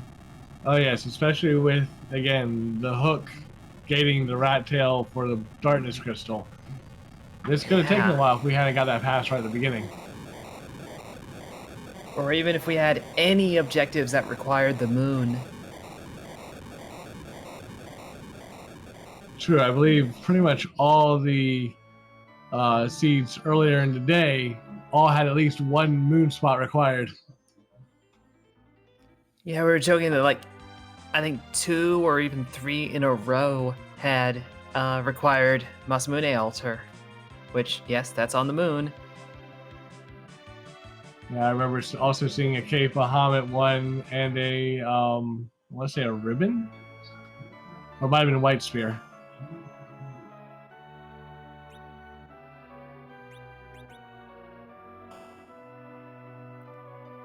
Yeah, every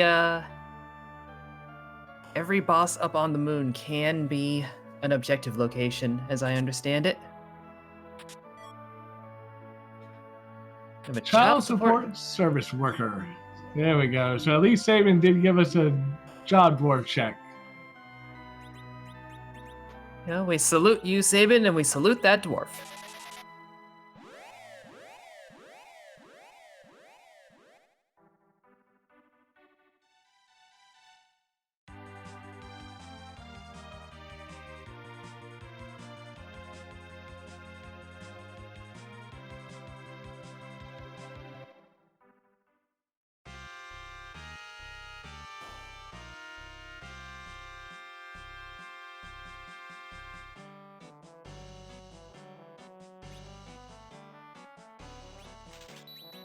There's a fun part with Sabin going around as we get to see what's in the shops down here, since Dia blew through it so fast we never got a chance to see.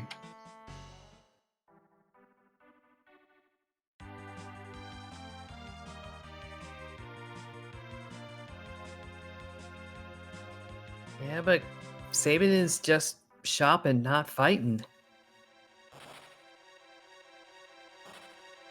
Well, the fact that they're in go mode, they might be looking for Siren specifically. Yeah. Just to see if they can do a quick grind and go ahead and go.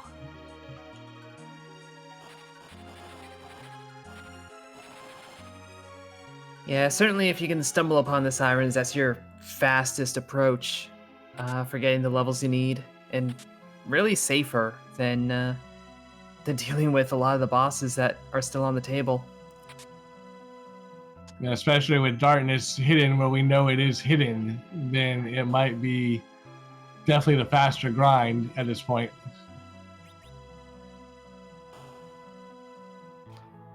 Well, there's coffins. That's the last shop, I believe, so I don't think there's any sirens, at least not in the earth.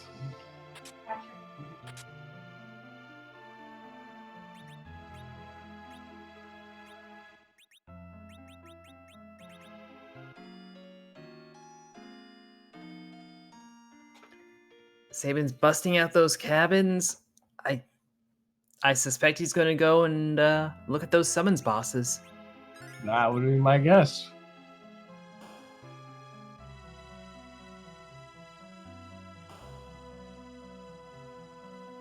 Which I remember seeing a blue robe. I didn't see what the other one is, and we don't know if that's going to be Water Hag or the Fabul Gauntlet itself.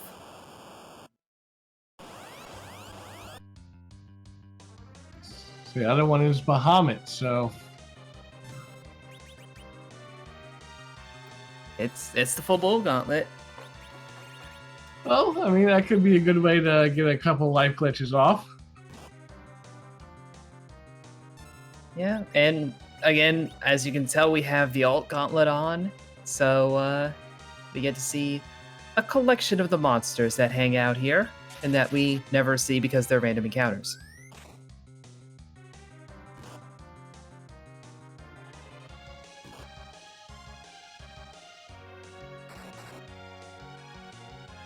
Unfortunately, Saban finding out real quickly that even though this is the Alt Gauntlet, it still hits hard in this spot. Yeah, pretty much everything hits hard in this spot.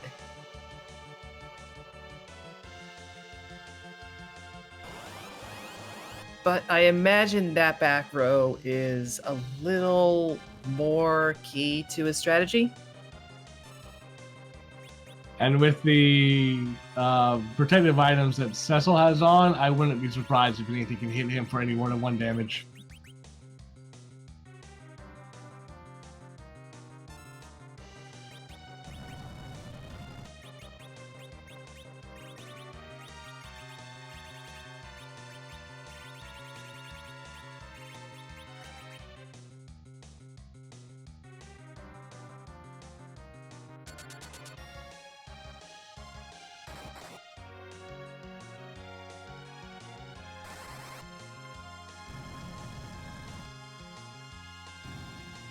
And as Antidale are tracking pointing out, Fu has plenty of MP since Saban stocked up on Soma drops and went crazy.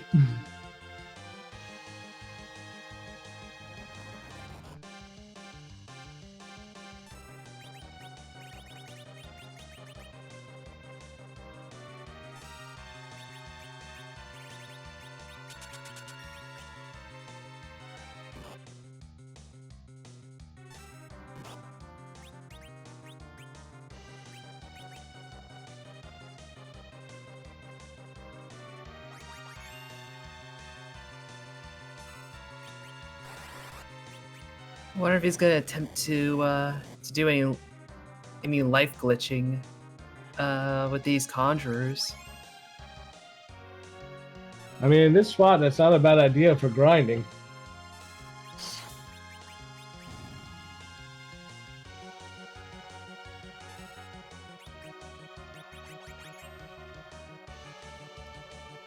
Yep, that's looking like a life glitch go.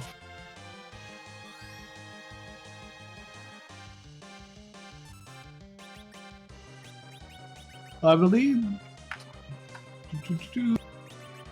So I believe his battle speed's still set to 6, so definitely got it slow enough to be able to do this with no problem.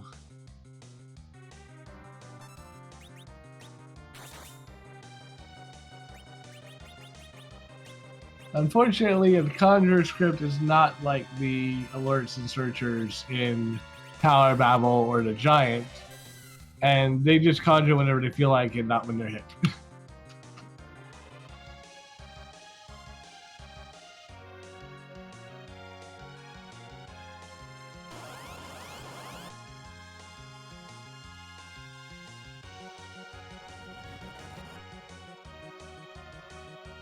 But I guess on the plus side, there's a lot of them.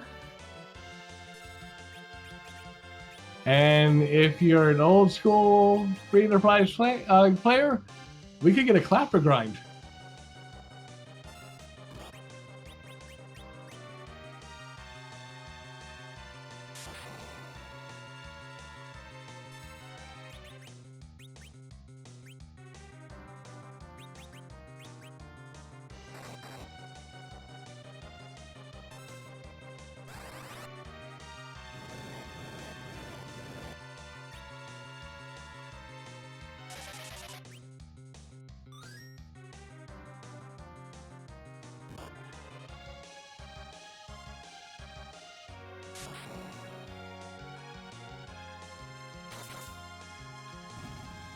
Even without those hourglasses, using this opportunity to heal up the party. This Conjurer does hit, but not terribly hard.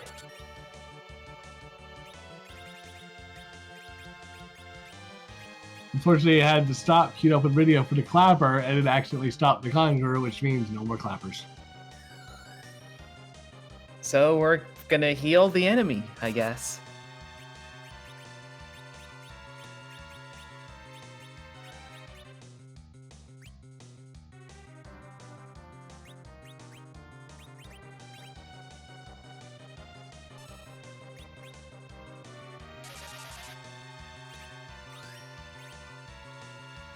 This is one of the shrines that I fully admit I have heard tales of, but I've never actually seen in person, so...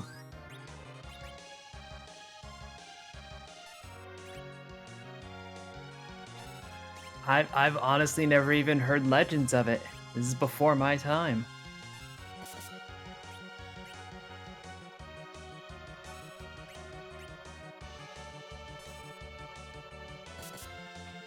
The Conjurer is taking its sweet time on bringing up another clapper. Again, battle speed 6 means it's just nice and slow whenever it feels like getting around to it.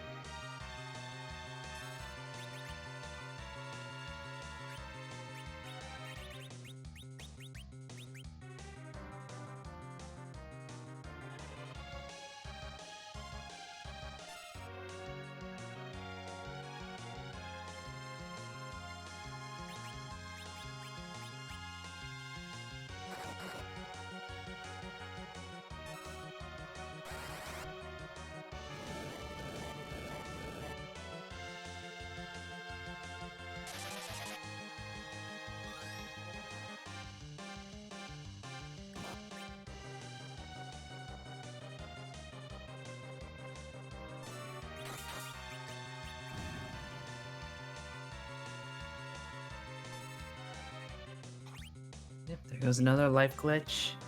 Set up.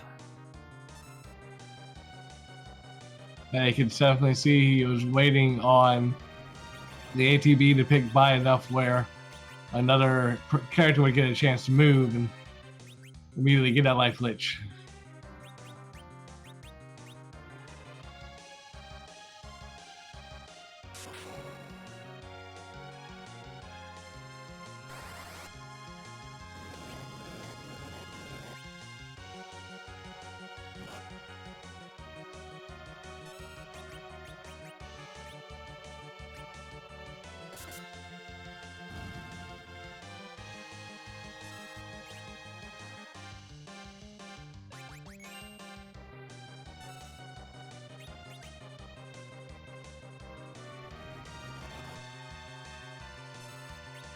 So to answer Random Chicken's question in chat, we came across the Alt Gauntlet in the Fey March.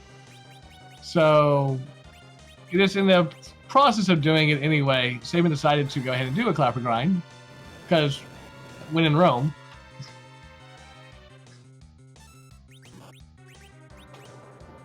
Yeah, and plus, how often do you get to see this?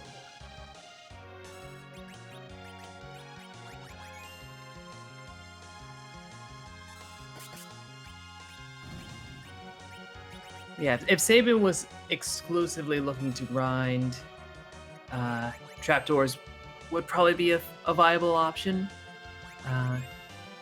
This is an opportunistic kind of thing.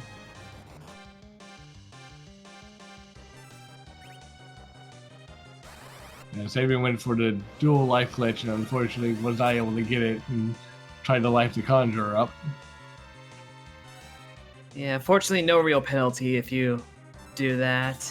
It's not like makes the enemy any harder to fight. Yeah, unfortunately, through, I don't know, unfortunately or fortunately, nuking the Conjurer, so this will be the last clapper.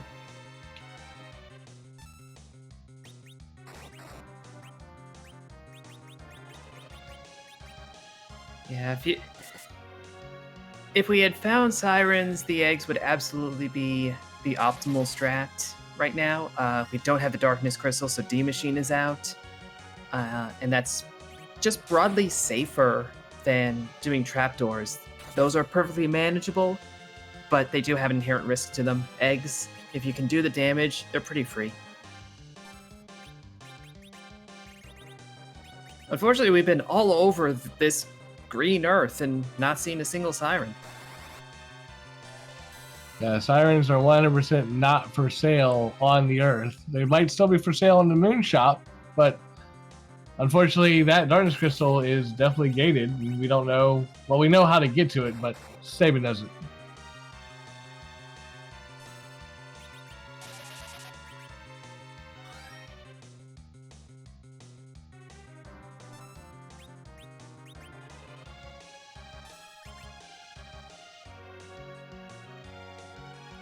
And for those coming in wondering how Dia got done so quickly compared to where Sabin is, it's Eddie.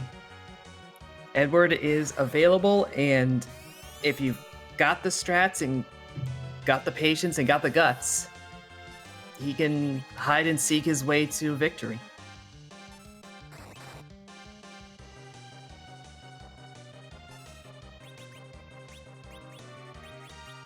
I just saw Sabin try to use a psych on the Clapper, which netted a whole 1 MP. It unfortunately doesn't work very well.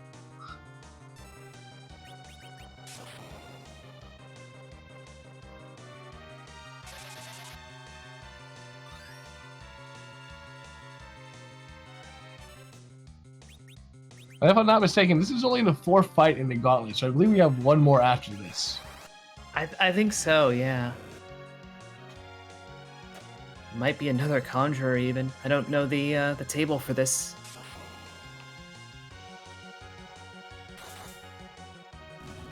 I don't think it's another Conjurer. I think there's only the 3 in the middle, and I think this last one is a 2 enemy spec.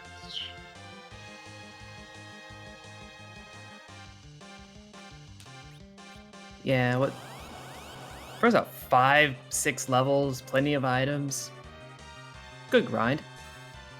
And Antonel pointing out in chat and being correct, and it's 2 clappers at the end. Yeah, and we can know what enemies we're going to fight. Basically, the Alt Gauntlet pulls the 8 encounters for that area, and just grabs a chunk of those. I believe it's 2 through 6 or 3 through 7, I can never remember. But that means that it is consistent and it can be looked up as to what you're going to be fighting for a given location. Yeah, so if you find all Gauntlet, let's say on Ordeals, you know you're going to get a certain set of enemies like the Lilith and 2 Red Bones, 2 Liliths, a single Lilith. You find it in the Lunar Subterrane, you know you're going to get Fatal Eyes and Trickers, stuff like that.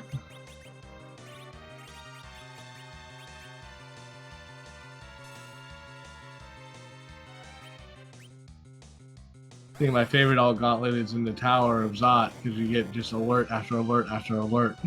Mm-hmm. Personally, I enjoy when the alt Gauntlet is at the Fabul Gauntlet, because it's a different gauntlet. It doesn't roll vanilla. It's still new, even in the vanilla spot.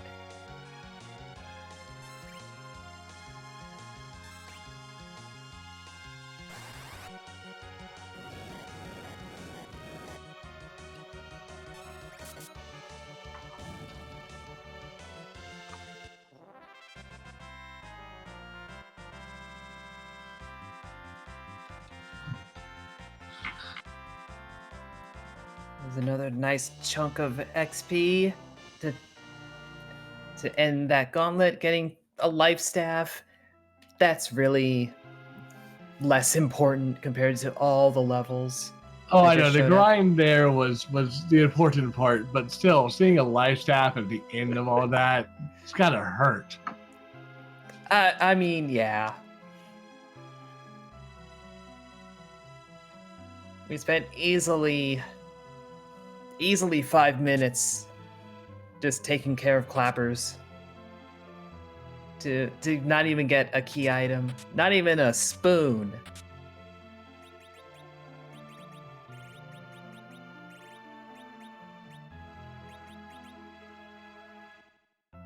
Yeah, that hurts. That hurts a lot. Mhm.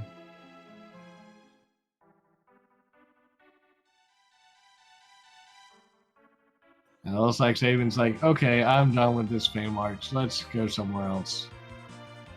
Yeah. Antidale, no, Saban did not do the Bahamut.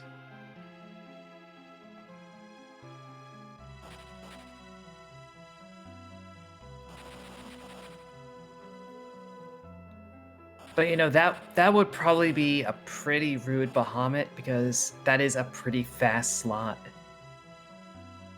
Well, I mean, sticking with Battle Speed 6 should definitely be able to get at least 2, maybe 3 star bills up. True. And that should kind of keep us from getting really decimated.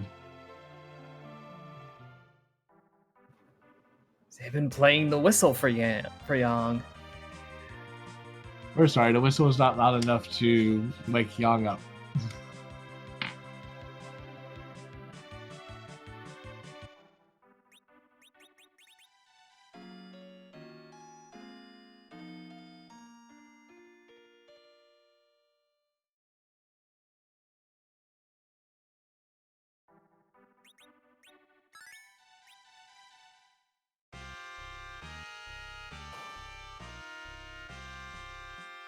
It looks like Saban's going to go into Dwarf Castle, possibly to do the checks and get the key item.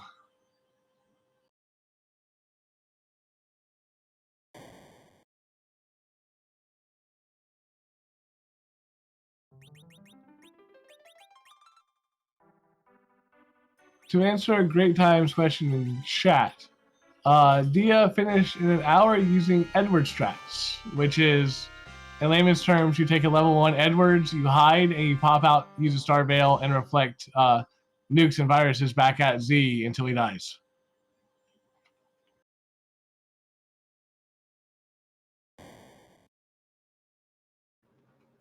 Yeah, Dia has been showing some she is very good at executing those strats. They are not easy. Yeah, there are a lot of good runners in this tournament. And at least in my opinion, Dia is one of the front runners. I would not be shocked to see her in the semifinals, finals, or even winning the whole thing.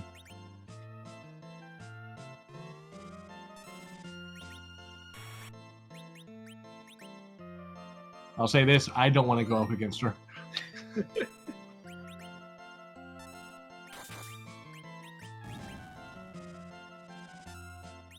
And speaking of other runners, this is the last match of the day for the Fabul Gauntlet, but the rest of the week we do have plenty of matches.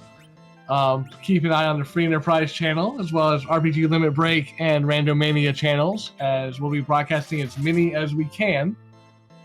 And then we have a full slate tomorrow. I'm not quite sure what's going to be broadcast where, but just, again, keep an eye on the Twitch channels for them.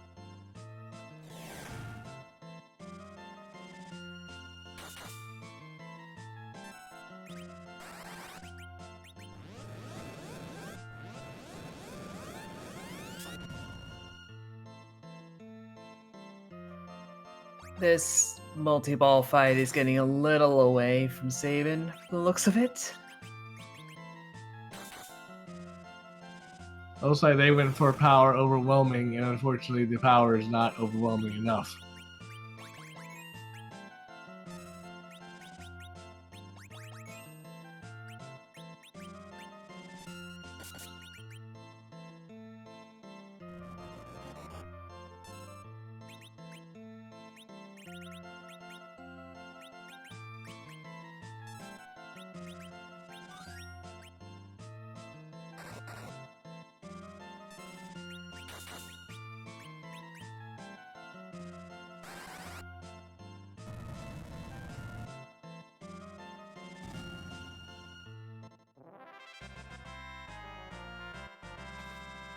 All right, second time's a charm, I suppose, and kept the entire party alive for the levels. Yeah, so unfortunately, knowing who we know is coming up next, only 2 characters are in shape to survive the first big wave coming. Mm-hmm.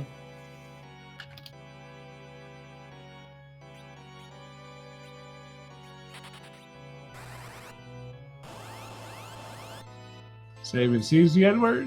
Sabin probably realizes how he lost and gets rid of the Edward.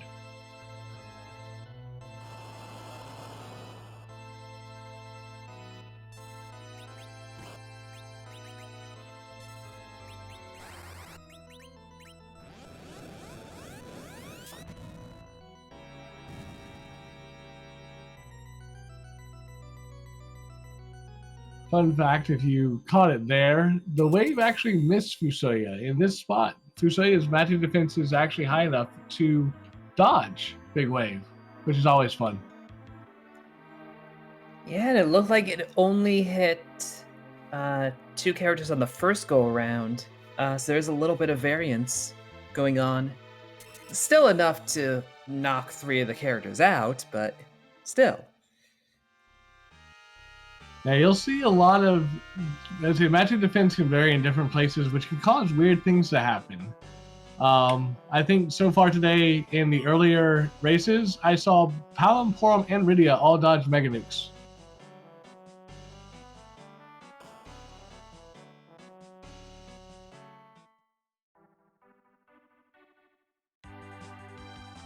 So Sabin picking up the hook from there. I believe he also grabbed the rat tail from the Fabar's chest. Mm-hmm. So might be going straight there.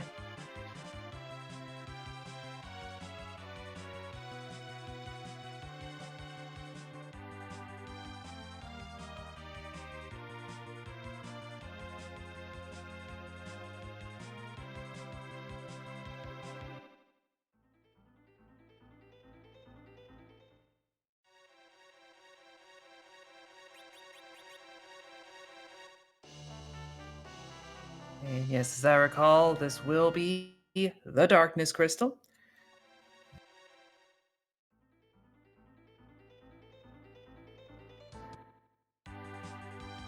So now that opens up quite a bit more stuff for Sabin to do.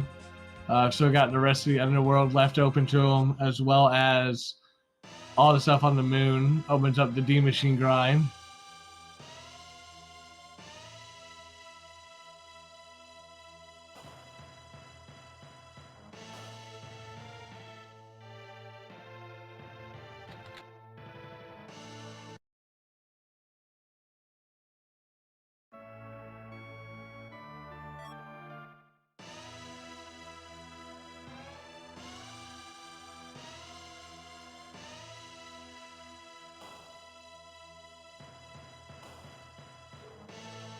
And Sheila was holding on to the legendary ore that we are not going to make use of, but hey, it's another key item.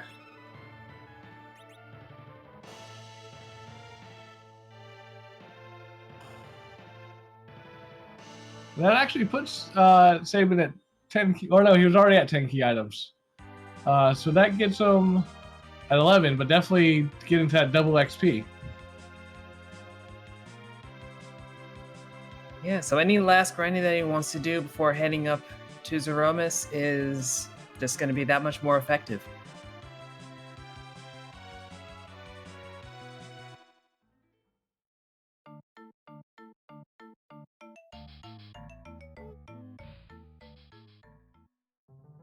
Yep, going straight to Mysidia, turning in that Darkness Crystal, and spawning the big whale.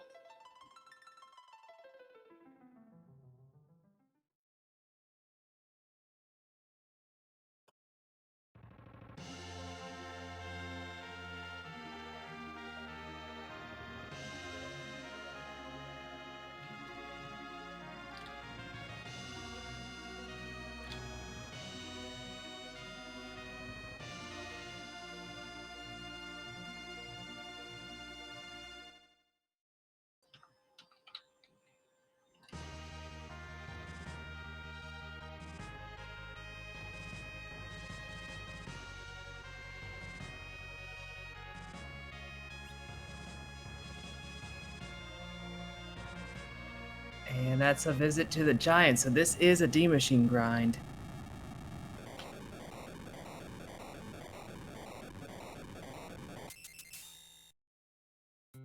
Well, Food definitely has the MP for it, so we'll see how many D machines he wants to go.